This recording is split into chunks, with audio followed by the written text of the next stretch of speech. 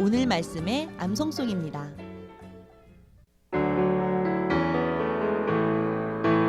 다른 이로서는 구원을 받을 수 없나니 천하 사람 중에 구원을 받을 만한 다른 이름을 우리에게 주신 일이 없음이라 하였더라.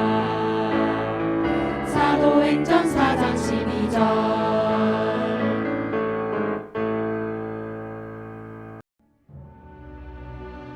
오늘 우리에게 주시는 하나님의 말씀입니다. 마태복음 9장 20절에서 22절까지의 말씀입니다.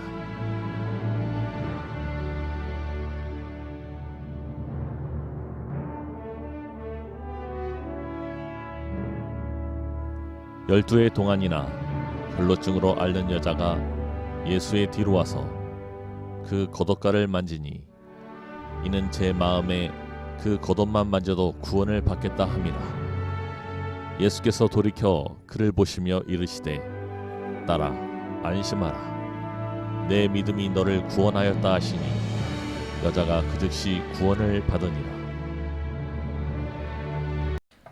오늘 낙원교회 주일 예배에 함께하신 여러분 모두를 주님의 이름으로 환영하고 축복합니다. 10월 한 달간은 미라클 내 인생의 기적 예수라고 하는 주제로 우리 인생을 향하신 하나님 아버지의 마음이 무엇인지 함께 살피고 있습니다. 그리고 오늘 저와 여러분이 함께 나누게 되어질 말씀은 오늘 예수가 필요하십니까? 라고 하는 제목으로 우리를 향하신 아버지의 마음을 함께 따라가 보도록 합니다.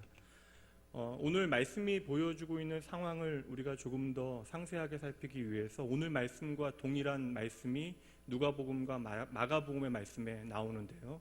마가복음의 본문으로 여러분들에게 다시 한번 읽어드릴 터인데 같은 본문이긴 하나 조금 더 긴 말씀이에요. 그리고 크리스천 배우들이 녹음한 드라마 바이블이라고 하는 성경을 통해서 여러분 본문의 말씀 다시 한번 읽어드립니다. 12해를 혈루증으로 앓아온 한 여자가 있어 많은 의사에게 많은 괴로움을 받았고 가진 것도 다 허비하였으되 아무 효험이 없고 도리어 더 중하여졌던 차에 예수의 소문을 듣고 무리 가운데 끼어 뒤로 와서 그의 옷에 손을 대니 이는 내가 그의 옷에만 손을 대어도 구원을 받으리라 생각하밀러라. 이에 그의 혈루 근원이 곧 마름에 병이 나은 줄을 몸에 깨달으니라. 예수께서 그 능력이 자기에게서 나간 줄을 곧 스스로 아시고 무리 가운데서 돌이켜 말씀하시되 누가 내 옷에 손을 대었느냐? 제자들이 여짜오되 무리가 에워싸 미는 것을 보시며 누가 내게 손을 대었느냐 물으시나이까? 예수께서 이 일 행한 여자를 보려고 둘러보시니 여자가 자기에게 이루어진 일을 알고 두려워하며 떨며 와서 그 앞에 엎드려 모든 사실을 여쭈니 딸아, 내 믿음이 너를 구원하였으니 평안히 가라. 내 병에서 놓여 건강할지어다. 아멘. 오늘 말씀에 등장하는 사람을 보니까 예수님과 예수님의 제자들이고 수많은 예수님을 따르고 있는 무리들, 그리고 여기에 한 사람이 더 등장하고 있는데요. 오랜 기간 혈루병이라고 하는 중한 병을 앓고 있는 한 여인이 등장하고 있습니다. 사실 오늘 말씀은 참으로 단순합니다. 오늘 마태복음 말씀의 그 짧은 말씀이나 마가복음 말씀의 긴 말씀이나 내용은 동일해요. 혈루병이라고 하는 중한 병을 앓았던 한 여인이 예수님을 통하여 고침받았다, 회복되어졌다라고 하는 것이 오늘 본문의 내용입니다. 근데 분명한 사실 하나는 지금 예수님 주변에 수많은 사람들이 함께 몰려 있지만 성경의 시선은요, 그 모든 사람들을 비추고 있는 것이 아니라 그 자리에 있는 한 사람을 향하여 조명을 비추고 있는데요. 바로 혈루병으로 오랜 세월 심히 괴로워하고 있었던 참으로 딱딱한 그 한 여인을 향하여 성경은 조명을 비추고 있는 것입니다. 이처럼 여러분, 하나님께서 주목하는 인생과 세상이 주목하는 인생은 참으로 다릅니다. 그리고 이 여인에 대한 간략한 설명이 성경에 나오는데 그 사람은 가이사라 빌립보라고 하는 지역에서 이주해 온 이방인이고요. 혈루병이라고 하는 부인병으로 오늘날로 이야기하면 아주 중한 자궁암과 같은 심각한 여성 질환을 앓고 있는 것으로 성경은 말씀하고 있어요. 오늘 이 여인의 비참함은 단지 그 병으로 인하여 가진 모든 소유를 잃어버렸다, 이것에서 끝나지 않습니다. 오랜 병으로 인하여 친구와 이웃, 소중한 모든 관계 전부를 잃어버리게 되어집니다. 그러니까 지금 이 여인의 상황은 인간의 가장 기본적인 본능이 되어지는 소유와 또한 관계라고 하는 소속 모두를 포기해야만 하는 그런 상황 가운데 처해 있는 것이죠. 고대 사회에서는 병이라고 하는 것 자체를 부정적으로 해석하기도 했지만, 특별히 성경에서 말씀하고 있는 나병 환자와 혈류병 환자는 그 병의 부정함 때문에 사회로부터 격리되어졌던 질병입니다. 더욱이 이 여인은 지금 회당에 들어갈 수 없게 되어졌기 때문에 예배가 중단되어진 삶을 살아가고 있는 것입니다. 그러니 오랜 병으로 인하여 소유를 잃어버리고 사람들과의 관계도 깨어지고, 그리고 눈으로 보기에 하나님과의 관계까지도 막혀버린 참으로 비참한 인생을 하루하루 살아가고 있었던 것이에요. 그런데 여러분 보세요. 이 여인을 향하여 오늘 예수님께서는 놀랍게도 너의 믿음이 너를 구원하였다라고 하는 말씀을 선포하시고 그녀의 삶의 가장 어려운 문제를 풀어주시는 것이죠. 특별히 오늘 예수님께서는 이 여인을 향하여 너의 믿음이 너를 구원하였다라고 말씀하시며 믿음이라고 하는 단어를 말씀하고 계시는데, 이 말씀 안에는 짧지만 믿음의 중요한 원리 두 가지가 담겨져 있습니다. 그래서 오늘 이 시간에는 이 믿음이라고 하는 관점을 통하여 오늘 본문의 말씀이 오늘 우리에게 보여주고 있는 바가 무엇인지를 함께 살펴보도록 할게요. 오늘 본문이 가장 먼저 믿음을 어떻게 정의하고 있느냐, 첫 번째, 믿음은 바로 우리의 생각의 싸움이라고 하는 사실을 말씀해 주고 있습니다. 믿음이라고 하는 단어 자체는 추상적인 개념으로 보여지지만, 믿음이라고 하는 단어는 추상적인 개념이 아니라 굉장히 구체적입니다. 특별히 믿음이라고 하는 것은 가장 먼저 우리의 생각 가운데 역사함을 말씀을 통해서 살펴볼 수 있는데, 21절 말씀 다시 한번 보시겠습니다. 이는 제 마음에 그 겉옷만 만져도 구원을 받겠다 함이라. 이 짧은 구절 안에 지금 이 여인의 마음속에 있는 생각이 무엇인지를 우리는 엿볼 수 있게 되어지는데, 어떠한 의미가 담겨져 있는 것이죠. 여인은 지금 그 마음속에 생각하고 있는 것이, 내가 가서 예수님의 옷자락을 만지기만 해도 내 문제가 풀어질 텐데. 오늘 본문의 말씀이 우리에게 보여주고 있는 그녀의 의지적인 행동이라고 하는 것은 이것밖에 없어요. 다시 말하면 오늘 예수님께서는 이 여인을 향하여 너의 믿음이 너를 구원하였다, 다시 말하면 그녀가 믿음 있는 사람이다 라고 선언하셨는데, 여인의 믿음을 설명할 수 있는 부분이 바로 그녀의 생각밖에는 없다라는 것입니다. 그럼 여러분, 이 여인이 어떠한 생각을 했는가 들여다보니까 오늘 본문인 마태복음 본문을 짧게 기록하여 나타나지 않지만 누가복음과 마가복음의 말씀에 보면 하나의 중요한 표현이 동일하게 등장하고 있습니다. 마가복음 본문만 보도록 하죠. 5장 27절 말씀이요, 예수의 소문을 듣고. 그러니까 지금 그녀의 마음 가운데 어떠한 생각 하나가 확신으로 자리 잡게 되어지는데, 그 마음의 생각은 무엇으로부터 시작되어진다고 말씀하고 있죠. 예수의 소문을 들었다, 예수에 대한 이야기를 들었다라고 하는 사실로부터 시작되어지고 있는 것입니다. 그러니 지금 그녀의 생각이 오늘 예수님을 향할 수 있는 이유는 예수님에 대하여 들었기 때문이라는 것이에요. 그리고 예수님에 대한 이야기, 그 소문은 무엇이었겠습니까? 소망 없는 인생들이 예수님을 만나고 새로운 인생의 소망을 찾게 되어졌다라고 하는 그러한 소문을 듣게 되어진 것이죠. 그때로부터 그녀의 마음 가운데 예수님에 대한 정보 하나가 자리를 잡게 되어진 것이죠. 그리고 그 예수님에 대한 소문, 예수님에 대한 정보가 그녀를 이끌고 나아가기 시작했던 것입니다. 성도 여러분, 우리는 생각하기를 그냥 어떠한 생각이 우리 안에 떠오르게 되어진다라고, 그러니까 생각이라고 하는 것이 그냥 우리 안에서 만들어지거나 이유 없이 움직이는 것이라고 생각하는데, 그렇지 않다라는 것이에요. 우리도 모르게 우리 안에 저장되어진 어떠한 정보를 통하여 생각은 만들어지고 움직이기 시작한다는 것입니다. 우리가 만약에 그 생각을 과거에 대한 것으로 움직이게 되어지면 우리는 그것을 회상이라고 이야기합니다. 지금 이제 제 딸은 고등학교 2학년이 되어졌지만, 저희 가족이 제 공부 때문에 해외에서 생활하게 되어진 그 즈음에 제 아이는 4살이었습니다. 당연히 유학생 입장에서 처음 정착하게 되어지니까 모든 것이 부족하죠. 그래서 그냥 방에 아무것도 없이 매트리스 하나를 깔고, 조명 하나 세워놓고 매트리스 하나 깔고 거의 한 2주 가까이 시간을 보내게 되어졌는데, 아이가 너무나 무서웠나 봐요. 그러니까 방 안에 아무것도 없이 매트리스 하나 깔고 자는 게 너무나 무서워해서 날마다 불을 켜주었습니다. 맨날 이제 자는 시간이 되면 아빠 무서워 매일 이야기해요. 근데 여러분, 하루 이틀은 불을 켜주는 것이 가능하겠지만 어떻게 계속 그렇게 지내겠습니까? 어느 날 불을 끄고 아이를 위하여 기도를 했어요. 근데 기도가 끝나자마자 아기가 어김없이 저에게 말합니다. 아빠, 무서워. 당연히 여러분 4살짜리 아이가 어둠이라고 하는 그 공간이 주는 두려움을 느끼는 것은 당연한 것이잖아요. 그래서 제가 아이에게 말했습니다. 하영아, 한번 눈을 감아봐. 지금은 안 들을 거예요, 제 말을. 고등학교 2학년이니. 그러나 4살짜리 아이는 아빠가 눈을 감으라고 이야기하니 눈을 감아요. 제가 아이에게 말했습니다. 아빠하고 어저께 어디 갔는지 기억하니? 마트에 갔지. 그래, 마트에 가서 하영이가 뭘 했는지 한번 기억해봐. 뭐가 보이니? 그러니까 아이의 기억 속의 정보 하나를 건드리기 시작하니 아이가 그때로부터 회상을 시작하는 거예요. 제가 뭐가 보이니 물어봤더니 응, 아빠 보여. 치킨이 보여. 그래, 뭘 하고 있어? 아빠, 내가 치킨을 먹고 있어. 그리고 마트에서 장난감을 산 이야기까지 어느새 나누다 보니까 그 어두운 공간에 대한 두려움이 아이 가운데 어느새 사라지게 되어졌습니다. 이렇게 우리의 생각이 과거로 움직이게 되어지면 그것을 회상이라고 이야기하고, 반대로 우리의 생각이 미래를 향하여 움직이게 되어지면 우리는 그것을 상상이라고 이야기합니다. 그래서 아직 일어나지 않은 일도 우리의 상상 가운데 구체화되어지는 것이죠.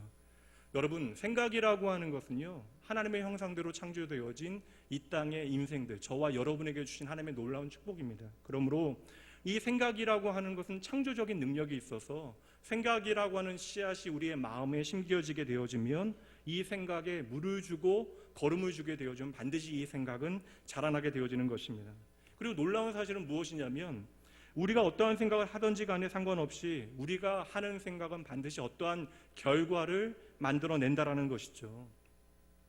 출애굽기 말씀에 보면 가나안 땅을 앞두고 모세가 12명의 정탐꾼을 12지파에서 젊은 리더들 가운데 뽑아 보내게 되어집니다. 그리고 그들이 한참 동안을 가나안 땅을 정탐한 다음에 돌아오게 되어진 다음에 백성들 앞에 정탐 보고를 하게 되어지죠. 그중 10명의 정탐꾼을 여러분 잘 아시는 대로 손살을 치며 말합니다. 야, 우리가 전쟁을 시작해 봤자 필패이다. 가나안 땅에 들어가 보니 가나안 땅의 안악 자손은 거인들과 같고 그들에 비교해 보니 우리는 메뚜기와 같더라. 그러니까 다시 말하면 그들은요, 아직 하지도 않은 그 전쟁을 상상하고 있는 것이죠. 이처럼 우리가 어떠한 미래를 상상하게 되어질 때 그 상상은 저절로 우리 안에 생겨나는 것이 아니라 상상을 돕는 도구가 있고 그 상상을 돕는 도구는 우리의 과거의 경험이 되어진다는 것이에요. 그렇다면 여러분, 이 10명의 정탐꾼이 미래를 상상하게 되어진, 다시 말하면 가나안 땅의 백성들은 거인과 같고 그들에 비하면 우리는 메뚜기와 같다라고 하는 그림을 그려내게 만든 과거의 경험은 무엇입니까? 우리가 과거에 애굽의 노예였다라는 것이죠. 그리고 광야의 거짓대라고 하는 것이 그들의 경험이었던 것입니다. 노예로만 살았던, 광야에서 정착하지 못하고 떠돌아다녔던 그들의 과거의 경험은 내가 누구와도 제대로 싸워서 승리해 본 경험이 제대로 없는 거예요. 그러니 그들의 그러한 과거의 경험으로부터 자신의 모습을 어떻게 상상해내고 있는 것입니까? 거인 앞에 서 있는 메뚜기와 같이 상상하고 있는 것이죠. 그러나 남은 2명의 정탐꾼 있죠. 여러분, 여호수아와 갈렙은 반대로 전혀 다른 이야기를 하게 되어집니다. 다시 말하면 그들의 생각이 달랐다라는 것이에요. 그렇습니다. 여러분의 말씀대로 정말 그들은 기골이 장대합니다. 그들은 거인과 같고 우리가 도무지 싸워서 이길 수 없는 것처럼 보이지만 그러면서 그들은 하나의 과거의 경험을 통하여 어떠한 정보 하나를 끄집어내게 되어지죠. 그것이 무엇이냐면 여호와 하나님께서 우리와 함께 하신다면, 하나님께서 우리를 기뻐하신다면 그들은 우리의 밥입니다. 여러분, 우리가 생각하는 것과 말하는 것이 그저 자연스럽게 나오는 것처럼 여겨지지만 우리의 언어라고 하는 것도 우리의 생각을 기초로 하는 것이고 그 생각이라고 하는 것도 우리의 마음 가운데 어느새 새겨진 과거의 경험으로부터 정보로부터 시작되어지고 있는 것이죠. 근데 여러분, 중요한 것은 무엇이냐면 이것이 뭐 긍정적인 생각이다, 부정적인 생각이다, 긍정적인 마인드를 갖자, 그게 아니에요. 여러분, 이러한 생각에 대하여 하나님께서 뭐라고 말씀하십니까? 10명의 정탐꾼의 생각에 대해서는 너희가 믿음이 없다라고 말씀하시고 그 나머지 2명의 정탐꾼 여호수아와 갈렙을 향해서는 믿음이 있다라고 말씀하시고 그들이 꿈꾼 그대로 오직 그들만이 가나안 땅에 들어가게 되어진 것이죠. 그러므로 여러분, 믿음이라고 하는 것은요, 이미 보이지 않는 우리의 마음속 생각으로부터 시작되어지는 것이에요. 그러므로 믿음의 싸움은 언제나 우리의 생각의 싸움이 되어지는 것이고, 그리고 우리가 마음 가운데 어떠한 생각을 선택하는가의 문제, 선택의 싸움이 되어지는 것입니다. 우리는 그저 흘러가는 세월 가운데, 환경 가운데 어떠한 생각 하나를 가졌다라고 생각하는데 아니라는 거예요. 그렇게 생각을 선택하게 되어지는 그 과정은 반드시 그 생각만으로 끝나는 것이 아니라 어떠한 생각의 결과를 낳게 되어지는데, 성경은 그러한 예를 우리에게 너무나 많이 들려주고 있어요. 말씀 한 구절만 봅니다. 예레미야 6장 19절 앞부분만 봅니다. 땅이여 들으라, 내가 이 백성에게 재앙을 내리리니 이것은 그들의 생각의 결과라. 그들이 오늘 하나님의 백성으로 하나님을 떠나게 되어진 이유가 바로 그들의 생각의 결과라는 말씀이에요. 하나님께서 당신의 백성들에게 말씀하실 때 너희의 과거의 어떠한 생각의 결과로 오늘의 하나님을 떠난 결과가, 그 재앙이 시작되어졌다라고 하시는 것이죠. 여러분 잘 보셔야 돼요. 이렇게 우리의 과거의 생각이 오늘의 현실이 되어진다면 우리의 오늘의 생각의 결과가 우리의 미래가 되어질 수 있다는 것입니다. 그러니 오늘 우리가 만나게 되어지는 현재라고 하는 그 현실이 과거에 내가 품고 있었던 생각의 결과라고 한다면, 나의 미래의 모습은 오늘 내가 품고 생각하는 오늘의 생각의 결과가 되어지는 것이죠. 여러분, 이 자리에 계신 대부분의 우리 성도님들께서, 우리 방문해 주신 분들께서 자녀를 키우시는 부모의 입장에 서 계시니, 자녀가 여러분 좀 잘 나간다고, 아니면 좀 못 나간다고, 혹은 자녀가 내 말을 좀 잘 들어준다고 안 들어준다라고 해서 자녀에 대한 걱정이 없습니까? 여러분, 내 마음에 꼭 맞는 자녀라 할지라도 부모는 자녀에 대해서 언제나 염려를 하며 살아가게 되어지는 거예요. 그러니 자녀에 대한 부모의 걱정은 언제나 계속되어지는 것이죠. 그런데 부모가 자녀에 대해서 걱정을 하는 이유가 무엇이에요? 생각해 보면요, 우리의 과거의 경험으로 인하여 우리는 자녀에 대한 걱정을 하게 되어지는 것입니다. 그래도 자녀가 오늘 내 마음에 합하면 좀 다행인데, 당장 오늘 내 자녀가 답이 없어 보일 수도 있잖아요. 그래서 말은 하지 않지만 떡잎부터 노랗게 보여질 수도 있습니다. 그러다 보면 나의 과거의 경험이 나의 자녀의 오늘을 제한하게 되어지는 것이죠. 얘는 이 정도밖에 안 되겠구나. 그런데 그때 우리의 마음속에, 생각 속에 하나의 정보, 하나의 인포메이션이 들어온다라는 거예요. 아, 나는 이 아이가 안 된다라고 생각하는데 만약에 하나님께서 이 아이를 만나주시면 어떻게 될까? 나의 경험으로는 이 아이가 고작 여기까지이지만 예수님께서 이 아이를 만나주시고 만져주시고 인도해 주시면 이 아이가 내 생각과 달리 전혀 다른 삶을 살아갈 수 있지 않을까? 내 경험이 제안하고 있는 나의 자녀의 미래에 대한 생각 가운데 여러분, 하나님의 말씀, 하나님의 약속이라고 하는 인포메이션이 들어오게 되어지니 그 생각이, 그 인포메이션이 나의 생각을 발전시키게 되어지는 것이죠. 저는 이것이 그저 긍정적인 생각이라고 생각하지 않아요. 이것은 바로 하나님의 말씀이 우리의 삶에 비추어주는 믿음의 상상력이라고 확신합니다.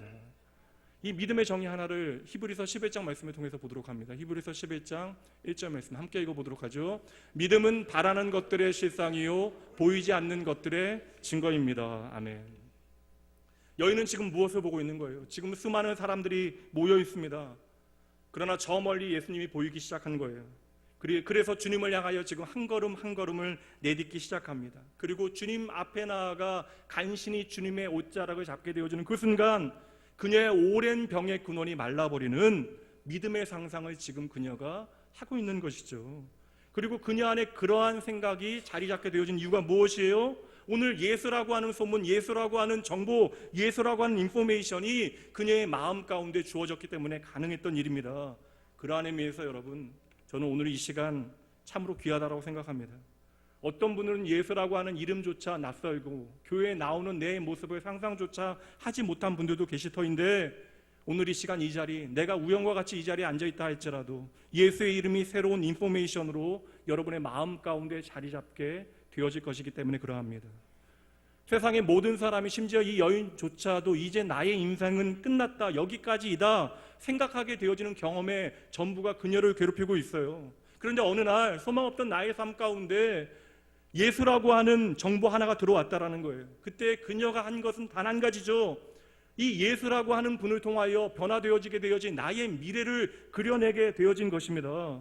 마찬가지예요, 여러분. 오늘 내가 만나게 되어지는 나의 남편과 아내와 내 자녀와 가정과 일터의 현실은 내 경험으로 보면 도무지 답이 없어 보여요. 고작 여기까지가 마지막인 것처럼 보여집니다. 그러나 우리의 생각이 거기서 멈추지 아니하고 하나님의 약속의 말씀이라고 하는 정보를 내 마음 안에 담아내게 되어지면 그 말씀이 만들어내는 믿음의 생각이 나의 가정과 나의 자녀와 나의 일터의 미래를 바꾸어 놓게 되어지는 것이죠. 이스라엘의 모든 군인들이 골리앗 앞에서 벌벌 떨며 숨어 있습니다. 그런데 여러분, 그때의 소년 다윗은 어떻게 골리앗 앞으로 당당하게 나아가게 되어집니까? 다윗은 다른 이야기하지 않아요. 자신의 과거의 경험을 이야기합니다.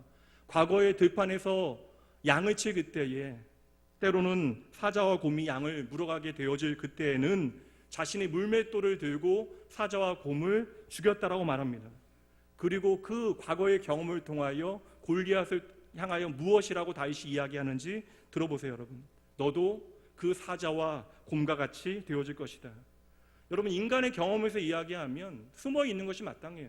도무지 거인 골리앗과 소년 다윗의 싸움은 싸움 자체가 안 돼요. 게임이 안 되는 것입니다. 그러나 다윗은 자신의 인간적인 경험 가운데 골리앗 앞에 나아가는 것이 아니라 새로운 인포메이션, 하나님의 약속의 말씀을 붙들고 받아들이고 나아갔던 것이죠. 여호와 하나님께서 나와 함께 하신다면. 이 믿음의 정복 가운데 다윗은요, 땅에 이미 쓰러져 있는 골리앗의 모습을 보고 있는 것이죠. 그리고 다윗이 믿음으로 하나님의 약속으로 바라봤던 그 믿음의 그림대로 그 모든 일은 현실이 되어졌던 것입니다. 그러므로 여러분, 반드시 기억하셔야 돼요. 오늘 내가 만나고 있는 모든 현실은 어떠한 모양이건 우리의 과거의, 우리의 생각의 결과일 수 있습니다. 그렇다면 오늘 우리가 하나님께서 주신 믿음의 생각을 가지고, 하나님의 말씀이라고 하는 인포메이션을 가지고 오늘로부터 나의 미래를 그려내기 시작한다면 우리의 인생에 어떠한 문제를 만날지라도 오늘 말씀의 여인처럼 우리는 그때에 우리의 발걸음을 움직여 우리의 생명 되신 주님께로 비로소 나아가게 되어질 것이에요. 그래서 오늘도 우리의 생명 되신 하나님께서는 저와 여러분을 향하여 이렇게 당부해 주시네요. 잠언 4장 23절 말씀, 이 말씀 함께 읽어보죠. 모든 지킬 만한 것 중에 더욱 내 마음을 지키라. 생명의 근원이 이에서 남이니라. 제가 다시 한번 읽어드립니다. 모든 지킬 만한 것 중에 더욱 내 마음을 지키라. 생명의 근원이 이에서 남이다. 생각은 반드시 어떠한 결과를 만들어내요. 그리고 오늘 우리가 선택하고 있는 것이 바로 믿음의 싸움이 되어지는 것이고, 이 믿음의 싸움은 결국 우리의 마음 안에서 시작되어지는 것입니다. 그러므로 우리가 하나님의 말씀이라고 하는 정보를 나의 마음 안에 담고 하나님의 약속으로 바라보기 시작하면 그 약속의 말씀은 반드시 오늘 우리의 삶의 자리에 현실화되어짐을 믿으시기 바랍니다. 그렇다면 여러분, 오늘 그녀가 자신의 마음에 담아냈던 그 믿음의 내용이 과연 무엇입니까? 레위기 15장 말씀에 보면 구약의 율법이 등장해요. 그 율법에 보면 유출병 환자가 만지는 모든 것들은 부정해진대요. 그리고 그녀가 앓고 있었던 혈류병도 유출병 가운데 하나입니다. 그래서 여러분, 혈류병을 앓고 있는 환자는 다른 사람을 만나면 안 되는 거예요. 내가 만나는 사랑하는 아들이 죄인이 되어지고, 나를 만난 딸이 죄인이 되어지고, 나를 만난 남편과 아내가 죄인이 되어지고, 나를 만난 어머니와 아버지가 죄인이 되어집니다. 나를 통하여 복되게 되어져야 될 인생들, 나를 통하여 그가 생명의 길로, 선한 길로, 의인의 길로 내가 그를 인도해내야 하는데, 나를 통하여 만나게 되어지는 그 인생이 도무지 변화되어지지 않아요. 그 어떤 생명의 역사와 선한 영향력이 나타나지 않습니다. 도리어 내가 그를 만났더니 그의 인생이 부정해지는 역사들이 나타나고 있는 것이죠. 이것이 율법이 정한 죄인의 삶이에요. 그러나 여러분, 이 여인의 생각은 달라요. 그리고 그 생각을 주님께서는 오늘 믿음이다라고 말씀해 주고 계시는 것이죠. 율법은 말합니다. 죄인의 손에 닿게 되어지는 모든 것들은 다 부정하게 되어진다라고 말하고 있잖아. 그러나 그녀는 생각하고 있는 거예요. 내가 예수를 만나게 되어지면 나의 모든 것이 변화되어질 것이다. 예수에 대한 소문을 듣고 그녀는 확신하고 있는 것이죠. 내가 예수님의 옷자락을 만지기만 해도 나는 나을 수 있다. 내 삶이 다시금 회복되어질 수 있다. 율법은 내가 예수를 만지는 것이 부정해지는 일이라고 이야기하고 있지만, 내가 예수님을 만지게 되어지면 그분의 은혜와 거룩과 능력이 반드시 나에게 임할 것이다 라고 하는 믿음이 그녀에게 있었던 것이에요. 그리고 그 마음의 중심을 보시는 예수님께서는 그녀의 생각이 믿음이다라고 말씀해 주시는 것이죠. 하나님, 내가 만지면 내 아이 망가질 수 있으나 내가 믿음으로 내 아이 만지게 되어지면 내 아이에게 하나님의 거룩이 임하게 되어질 것을 믿습니다. 오늘 자녀 때문에 걱정하시는 분들 많잖아요. 부모 마음에 도무지 합하지 아니하고 내가 아무리 신앙을 가르쳐도 나의 가르침 밖에 서 있는 자녀가 너무나 힘겹게 여겨집니다. 그러나 여러분, 하나님께서 그 영혼 사랑하시면 기억하셔야 돼요. 내 손이 아니라 하나님의 손이 그 아이에게 닿게 되어지면 반드시 하나님의 회복의 역사가 있으면 여러분 반드시 기억하셔야 하는 것이죠. 하나님, 내 경험상 도무지 이 비즈니스 내가 제대로 감당할 수 있는 능력이 되지 않습니다. 그러나 내가 오직 믿음으로 내 일터에 손대게 되어지면 내 삶의 자리, 내 일터와 생업에 하나님의 능력과 선한 하나님의 영향력이 나타나기 시작할 것을 내가 믿습니다. 이러한 생각으로부터 하나님의 믿음의 역사는 우리 가운데 현실화되어지는 거예요. 한번 따라해 보시죠. 믿음은 생각의 싸움입니다. 여러분의 남은 일생 가운데 끊임없는 생각들이 여러분의 마음에 오고 가게 되어질 것입니다. 그렇게 우리의 마음속에 일어나는 모든 생각마다, 그 생각의 순간마다 세상의 경험만으로 그 생각을 정리할 것이 아니라 하나님의 말씀으로 내게 임하는 예수 그리스도라고 하는 인포메이션을 붙들고 여러분의 생각이, 여러분의 믿음의 상상력이 여러분의 가정과 자녀와 여러분의 생업의 현장에 눈에 보이고 손에 잡히는 하나님의 역사로 나타나게 주님의 이름으로 축복합니다. 두 번째, 믿음의 정의요. 그 여인이 가지고 있었던 그 생각의 태도의 믿음의 정의가 있는데, 제가 오늘 여러분과 나누고자 하는 주제가 바로 이 두 번째에 있습니다. 두 번째 원리는 바로 믿음은 생각의 태도라는 것입니다. 말씀드린 대로 레위기와 출애굽기 말씀에 똑같이 말씀하고 있는 바는 뭐냐면, 유치병 환자, 오늘 말씀에 이 혈류병 여인이 사람들이 모인 곳에 가면 안 돼요. 다시 말하면 내가 다른 사람과 닿게 되어지면 부정한 내가 다른 사람에게 부정을 옮기게 되어진다는 것이 율법이 말하고 있는 바입니다. 그래서 이 유치병 환자는 문둥병 환자와 마찬가지로 사람들이 많이 있는 곳에는 결코 나아가면 안 되는 것입니다. 잘못된 경우에는요, 돌에 맞아 죽을 수도 있는 그러한 상황이에요. 근데 오늘 예수님께서 계신 곳에는 이미 수많은 무리들이 모여 있었대요. 그런데 오늘 말씀해 보니까 예수님께서 지나가시다가 갑자기 제자들을 돌아보시면서 특별한 질문 하나를 던지시잖아요. 이 질문이 참으로 중요한데 어떠한 질문을 던지십니까? 누가 내 몸에 손을 대었느냐?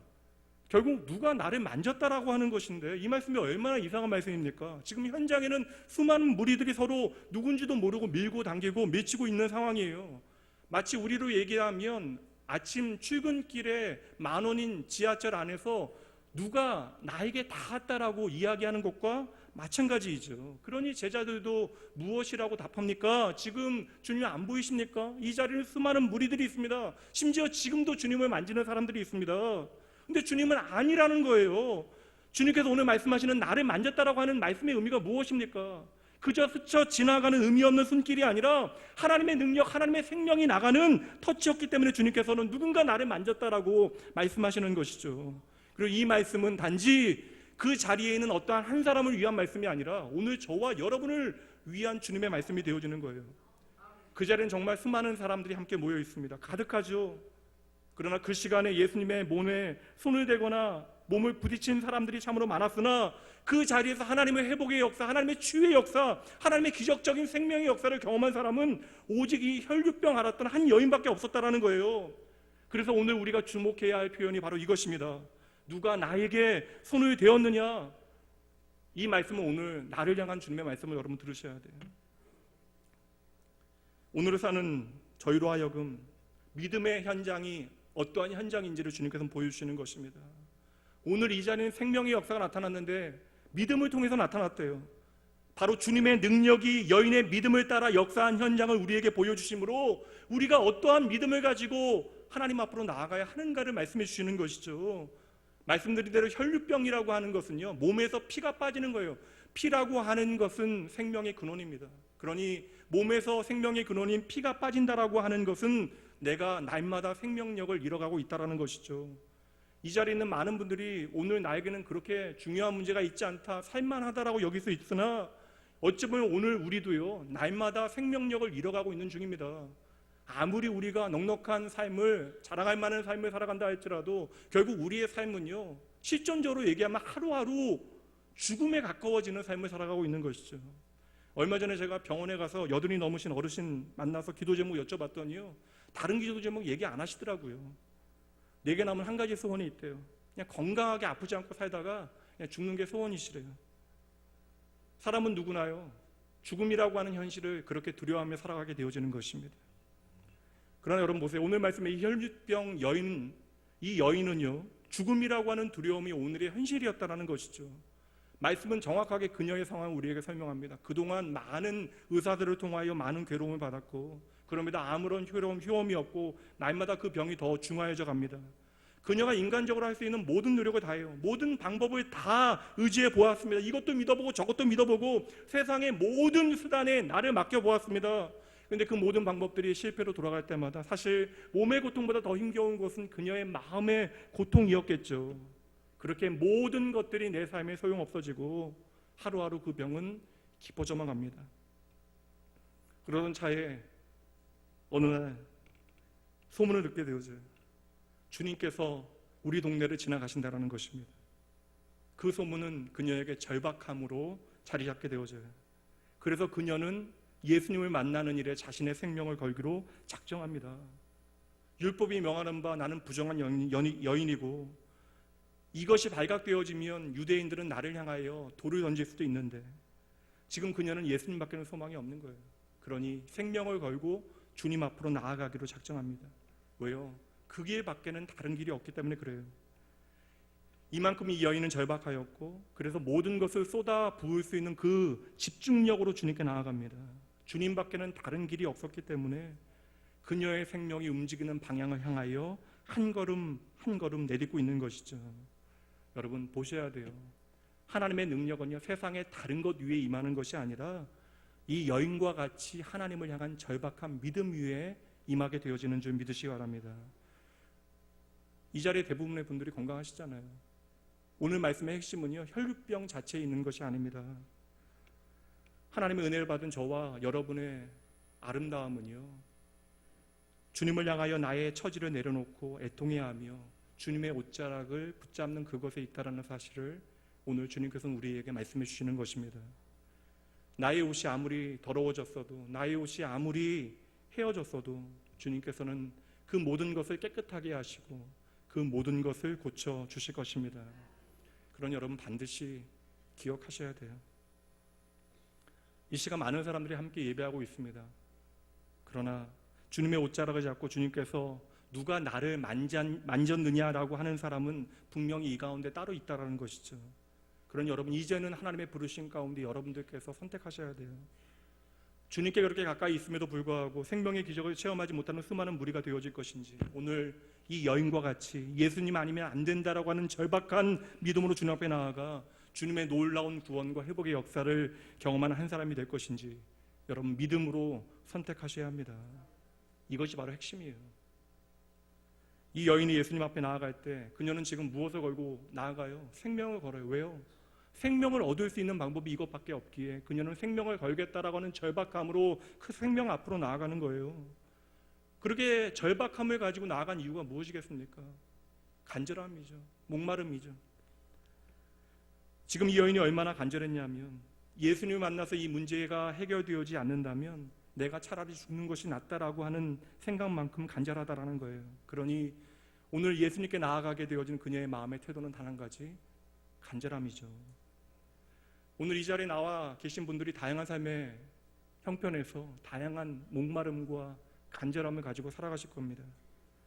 오늘 이미 예수 그리스도를 생명으로 만나 예수님의 만남에 대한 목마름과 간절함과 사모함이 우리 안에 있다면 그런 분들은 분명 교회로 오는 발걸음부터 달랐을 것이에요. 그리고 이 예배당에 앉아 하나님을 향하여 하나님 하고 기도의 첫 마디를 시작하는 그 순간, 그리고 하나님을 향하여 내가 찬양의 첫 단어를 고백하는 그 순간으로부터 하나님의 놀라운 은혜에 대한 갈급함이 여러분 안에 시작되어졌을 것입니다. 왜 그래요 여러분? 예수님께서는 누구든지 내게로 오라라고 오늘도 초청하고 계시기 때문에 그러한 것이죠. 그러니 여러분 기억하셔야 돼요. 교회는요, 문턱이 낮은 것이 아니라 문턱이 없는 것입니다. 교회의 주인 되신 예수님께서 누구든지 내게로 오라, 내가 너희를 마시게 하리라, 내가 너희를 쉬게 하리라 말씀해 주시기 때문에 그러한 것이죠. 그러니 오늘 저는 여러분과 이 목마름에 대하여 나누고 싶습니다. 모든 사람이 예수님에 대한 소문을 들었어요. 많은 사람들이 몰려듭니다. 당대의 최고의 스타를 만날 수 있는 기회니 얼마나 좋은 기회예요. 근데 오늘 이 여인은요, 예수님에 대한 소문 하나를 듣고 예수를 생명으로 믿기로 작정한 것입니다. 나의 인생의 새로운 터닝 포인트를 만들어내실 수 있는 구원의 주님을 우리가 믿고 나아갈 때 여러분, 그 믿음은 결코 헛되지 아니합니다. 그리고 오늘 말씀은 정확하게 우리에게 보여주고 있잖아요. 그 믿음대로 기적이 나타나게 되어집니다. 오늘 이 혈류증 여인의 절박함을 통하여 우리는 무엇을 확인하게 되어집니까? 하나님의 말씀, 하나님의 약속을 믿는 그 믿음은 언제나 팩트, 사실이 되어진다는 것이에요. 내 인생에 예수님 만나지 못하면 다른 길은 없다라고 하는 절박함, 내가 도무지 해결할 수 없는 내 마음의 공허함, 허무함, 이것을 채울 수 있는 방법이 반드시 있을 것이라고 하는 그 믿음, 그렇게 타는 듯한 목마름과 죽을 듯한 배고픔을 통하여 오늘도 하나님께서는 우리 가운데 당신의 구원을 이루어 가십니다. 그런데 참으로 안타까운 것은 세상 사람들이 목말라 하는 것이나 오늘 우리가 목말라 하는 것이나 별반 차이가 없다라는 것이죠. 우리가 이 예배당에 앉아 있으나 우리가 목마른 것은 여전히 세상의 자랑, 세상의 만족입니다. 그렇게 우리는 세상 사람들과 같은 것에 목말라 하며 살아가다 보니까 우리의 영혼의 문제, 우리의 영혼의 그 문제를 바라보지 못하고 있는 것이죠. 그러나 오늘 이 여인을 보세요. 너무나 목마르고 너무나 가난하고 너무나 고통스럽고 너무나 외롭다 보니 지금 그녀가 무엇을 향하여 목말라 하고 있습니까? 도리어 나의 모든 결핍과 한계 때문에, 나의 가난함 때문에 지금 예수님을 향하여 목말라 하고 있는 것이죠. 이것이 바로 믿음의 처음 시작이 되어지는 거예요. 그러니 여러분 잊지 마셔야 돼요. 오늘 우리가 어떠한 형편과 상황 가운데 있을지라도, 이 상황이 아무리 우리의 삶에 절망과 같이 보여질지라도 여러분 절대 이것이 끝이 아닙니다. 하나님께서는 이 절망을 통해서 반드시 우리의 삶을 하나님을 향하여 갈급하게 만들어 내실 것입니다. 오늘 낙원교회 왜 오셨습니까? 숫자 하나 채워주신 것도 감사하긴 하지만 그저 스쳐 지나가는 하루의 이벤트입니까? 이 자리에 상당히 오래 나오신 분들은 그저 이 자리에 있다가 내가 다른 곳으로 가면 또 다른 곳으로 찾아가면 되는 것입니까? 여러분, 적어도 우리는요, 우리의 인생의 참된 의미가 무엇인지에 대하여 궁금해하며 이 자리에 나와 있는 것이잖아요. 내 삶의 자리에서 내 삶이 어떠한 환경 가운데 있건 간에 내가 제대로 살고 싶다라고 하는 그 열망 가운데, 그 갈증 때문에 여러분 이 자리에 계신 것 아닙니까? 그 목마름과 그 배고픔이, 그 간절함이 우리의 삶에 왜 중요해요? 우리가 오늘 어떠한 상황을 만나게 되어지건 간에 하나님께서는 오늘 여러분의 그 목마름과 그 배고픔, 여러분의 그 갈급함을 통하여 오늘 여러분의 삶에 반드시 구원의 역사, 생명의 역사, 회복의 역사를 나타내실 것이기 때문에 그러한 것이죠. 이 자리에 함께 하시는 여러분, 오늘 예배 드리러 오신 것 참으로 잘하신 거예요. 좋은 선택하신 것입니다. 그렇다면 여러분, 오늘 이 예배의 자리가 그냥 스쳐 지나가는 시간이 아니라 내 인생의 중요한 삶의 의미에 대하여 고민하고 하나님께로 내 인생의 방향을 돌리는 그러한 귀한 시간과 공간이 되어지셔야 합니다. 오늘 말씀에서 주님께서 그 아무것도 아닌 여인을 향하여, 모든 세상의 사람들이 버림받아진 그 한 여인을 향하여 주님께서는 내가 믿음을 보았다라고 말씀하시잖아요. 주님께서 걸어가시는 그 길을 멈추시게 하는 믿음의 능력이 그녀 안에 있다라고 주님께서 말씀해 주시잖아요. 그러나 그 믿음이 무엇이에요? 그녀의 마음의 절박함이었다라는 거예요. 예수에 대한 소문을 내가 듣고 이제 예수 아니면 안 된다라고 하는 목마름이 그녀에게 있었던 것이죠. 그러니 그녀의 서글픈 과거, 그 힘겨웠던 모든 지난날의 이야기는 그녀로 하여금 예수님께로 인도하는 길이 되어진 것입니다. 그래서 그녀는 다른 사람들보다 절박한 거예요. 그리고 내가 예수만 만나면 내가 살 수 있다라고 예수를 생명으로 만나기 위하여 한 걸음 한 걸음 나아가 결국 예수를 생명으로 만나게 되어집니다. 이 자리에 이미 예수를 생명으로 만나신 분들도 많이 계시죠. 내 과거의 어느 순간 예수를 절박하게 생명으로 만나 그 십자가 앞에서 눈물 흘리셨던 분들, 어느새 주님을 향한 그 십자가를 향한 나의 젖은 눈물은 사라지고 그 간절한 마음은 없어져 버리고 오늘 내가 어느새 바라보고 있는 것이 이 세상의 것들만이 아닌지 돌아보셔야 돼요. 그저 이 세상 가운데 잠깐 머물며 잘 먹고 잘 사는 것이 어느새 우리의 전부가 되어져 버린 것은 아닙니까? 하나님께서 오늘 여러분들에게 주시는 영원한 하나님의 나라가 아니라 내가 하나님 이용하여 이 세상 가운데 잠깐 잘 먹고 잘 사는 것이 우리의 전부가 되어지고 그것에 목말라 있다면 이 자리에 서 있는 저나 여러분이나 하나님 앞에 회개해야 돼요. 하나님의 말씀 앞에 다시금 우리의 마음을 단단히 묶어 놓아야 하는 것입니다. 오늘도 우리가 예배당을 찾는 이유가 무엇이에요? 이 예배당의 예배를 통하여 잠시 잊었던 하나님의 나라를 회복하고 예수님께로 내 마음을 가져다 놓고 세상 살면서 어쩔 수 없이 이 세상이 내 마음을 흔들어 놓는 모든 시간들 가운데 다시금 이 말씀과 예배를 통하여 아버지 하나님의 나라에 대하여 목말라 하고 그래서 오늘 이 시간 그리스도께로 가까이 더 가까이 나아가기 위함이 아닙니까? 그래서 때로는 하나님을 향한 목마름과 절박함을 잊어버린 저와 여러분을 하나님께로 되돌리시기 위하여 하나님께서 우리의 삶에 때로는 아픔과 실패의 경험들을 허락하시기도 하는 거예요. 나의 인생의 연약감 가운데 나를 집어넣어 나로 하여금 내가 예수님 아니면 절대 안 되겠구나라고 하는 사실을 깨닫게 하시는 것이죠.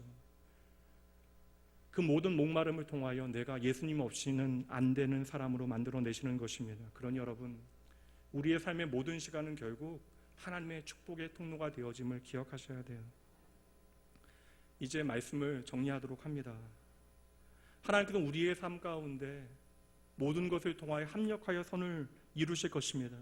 그러나 여러분, 내가 세상에 대하여 크게 결핍하여 너무나 목마른 곳까지 가지 아니하고 오늘 내 삶의 자리에서 예수님을 향한 목마름으로 예수님을 향한 갈급함으로 내 삶에 하나님께서 오늘 주시고자 원하시는 그 모든 놀라운 은혜와 사랑을 지금 여기에서 여러분의 삶의 자리에서 경험하셔야 합니다. 남은 우리의 삶의 시간 가운데 우리의 생각 속에 꼭 믿음의 생각으로 하나님의 약속의 말씀이 내게 현실화되어지는 미래로 바꾸어내시는 여러분 되시길 주님의 이름으로 축복합니다. 나의 평생에 하나님을 향한 절박함으로 하나님의 구원과 회복의 역사를 날마다 나의 현실이 되어질 수 있도록 하시는 여러분 되어지길 다시 한번 주님의 이름으로 축복합니다. 오늘 말씀의 가장 핵심적인 질문, 예수님께서 하시는 말씀, 누가 내 옷에 손을 대었느냐, 이 말씀 나를 향한 말씀으로 드러내셔야 돼요. 특별히 오늘 처음 교회에 나오신 분들이 계시다면 저 앞에 있는 사람 무슨 얘기하느냐 도무지 알 수 없으실 수도 있습니다. 그러나 여러분이 오늘 이 자리에 있는 거 결코 우연이 아닙니다.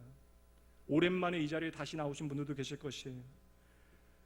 여러분들을 위해서 제가 해드릴 수 있는 것은, 오늘 해드릴 수 있는 것은 여기까지이지만 여러분을 죽기까지 사랑하신 하나님께서 반드시 여러분의 마음을 만지시고 오늘 이 자리가 그리고 앞으로 여러분의 삶이 생명의 주님을 만나는 귀한 삶의 시간들 되어지길 여러분을 위하여 함께 기도하도록 하겠습니다.